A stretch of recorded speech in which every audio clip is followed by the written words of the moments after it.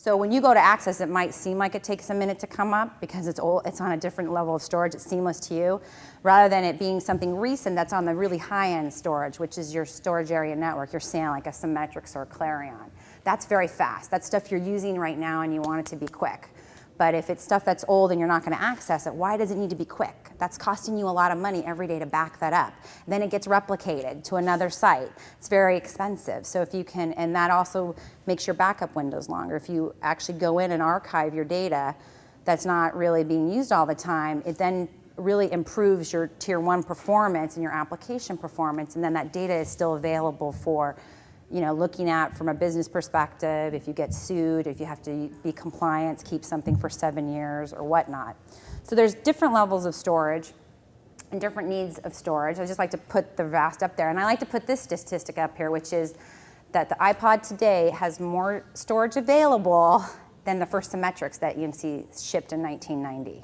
It's kind of interesting. So when I talk about the growth of data and the volume and why it's so big, well, this alone, within like almost 20 years, tells you something, right? If just within that time, the iPod has more storage than these large refrigerator disk arrays that were shipped, 20 years ago. And then you talk about, EMC did another study where we actually went out and we surveyed about 1,400 people, primarily storage, or like database type, mostly storage folks, but it could be some other IT folks that might not have a storage title, but are responsible for the storage. And it was 1,400 people. This was the second year. We're going to be updating it this year. And as you can see over here on the right-hand column, you can see the numbers of the top 8 concerns that they have, right? And you can look at last year's, and managing their storage growth is number 1. That is their biggest concern, because they just get more and more stuff being created every day and they need to manage it. And most of that being unstructured. And then we talk 3 and 5, which I mentioned, like your backup and your recovery and your disaster recovery. So people who have the skill set and knowledge to do those types of things. And number 6 being that they have a lack of skilled storage professionals, a lack of people who understand storage area networks. And so that is a really big challenge for a lot of them. And then some of these other things I mentioned, like compliance and whatnot. These are like their top concerns.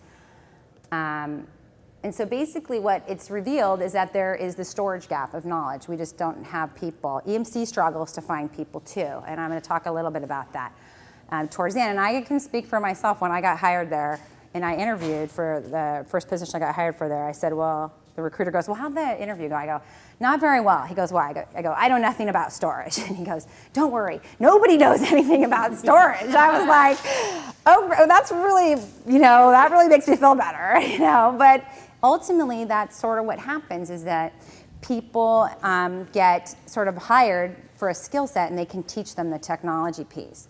And so what this study also revealed, it's the fastest, I believe from a lot of the research from the digital universe in this study, that it's the fastest growing sector of IT storage, just because of how compelling and important people's information is for them to have and secure it.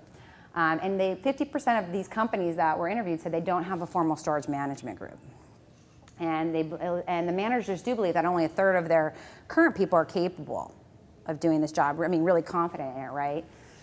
So that kind of is, like, I think, compelling. And then when you look at what their hiring plans are for the next year, what we found is, they do plan to increase the size of their storage teams. They do plan, to hire at least 25% more people. And these are the types of job roles that are emerging. Storage managers, storage administrators, storage architects, backup administrators, backup and recovery administrators. So there is a real compelling need for people who understand this technology, which is right there. And then we say, well, where are they going to find these people, right? Well, first they look to hire experienced people. That's what everybody wants, right? If they can't hire experienced people, well, they might then look for someone, maybe a database administrator, and say, okay, I'm going to upskill that person, right, to make them the storage administrator. And then they look to hire certified people, because then they have at least a third party that's saying, hey, this person has some knowledge of what they say they have. But surprisingly, they're hiring a lot of new college graduates, and that you can see there too, right out of school. And I do show this. This was a study that came out in July 2008, and this is about storage professionals and support services, so the services piece, right? And how big do you think this market is? And these are all the players, right? So EMC's, up in the leaders quadrant along with HP and IBM. This is a $27 billion market. B, $billion market. And 10,000 billion of it is on just the hardware support services. So this is compelling in that, well, if this is this large of a market, what do they need? They need trained professional people, right, to support all of these products. And these are not going to be, in these infrastructures, they're not going to be outsourced, overseas. That's like, I think, hopefully that's getting dispelled some, that all the jobs are overseas, right?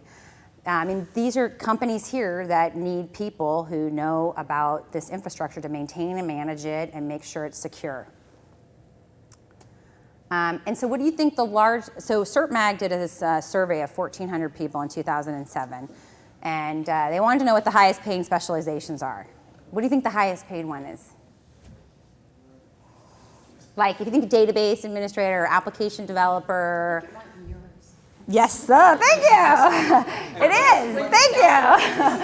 Yes, I love it. Good job. So storage design and implementation was almost $96,000. Yep, and then your next highest, information assurance, like $95,000. Now, granted, people coming right out of school aren't going to make this kind of money, right? But if they have this experience and they have some knowledge of it, right, then they're going to be more attractive, along with everything else they know. So, and you can see that some of these other jobs that might be sort of outsourced, like help desk support, that's not very high, $46,000 a year. Yeah, right? So it kind of gives you an idea, and I have links to all of this information, so you can get access to it yourself. Like the full reports, right? Not just take my word for it, okay? And so, EMC created our academic alliance program because we saw this need, and we have the challenge finding qualified people. And that just doesn't mean us, that means our customers, okay? It means our partners that we use, to help us. And it probably also means our competition. There's a lot of people who leave and go to competitors from each company, right, to make a better job or get a better salary, right? So it's a $66 billion US, we have quantified storage to be about a $66 billion market. Okay, so there's a huge opportunity, and that's not just all hardware. That might be ECM, virtualization in there, so it's a combination of all those things that relate to a storage infrastructure. So we see that there's a lot of new opportunities here for professors in research. US only? US, yeah. Well, in US dollars, okay, not necessarily US only, yeah. So we're just quantifying it in US dollars, sorry. So we think there's a lot of opportunity here for people to, professors, if they want to do like research or development, if they want to, charge the way and, say, hey, this is a way that we can really differentiate for our students, these skill sets that aren't something that is available to everybody, and prepare these students because and I have a great video it's not in this presentation that someone just shared with me, a high school teacher made this video, and it's on YouTube. And it's amazing. It's all about how we are preparing students today for jobs that aren't even created yet. Like, it's wild. and it has all these amazing statistics. And I was like, oh, wow, that's so true, right? So in a way, this will help prepare them for their next, the next level as this information is not going to go away, the growth of it. So EMC has a program called the Academic Alliance Program. It's a worldwide program. We have over 275 participating colleges and universities, including India and China are two really big ones. And unfortunately, here in the US, we don't have as many. And I think that's partly because we've been focused on four-year schools, and I think we're missing the boat there. EMC has been. And so this year, I'm really happy to say that they've opened it up to the two-year schools. We have one two-year college in the program. So it's a really good opportunity for community colleges. And there's about 9,300 students that have been educated. And it's one course that we offer. It's called Information Storage and Management. It's a 40-hour course. The great news is that it's free. It's a free course, and we provide free training.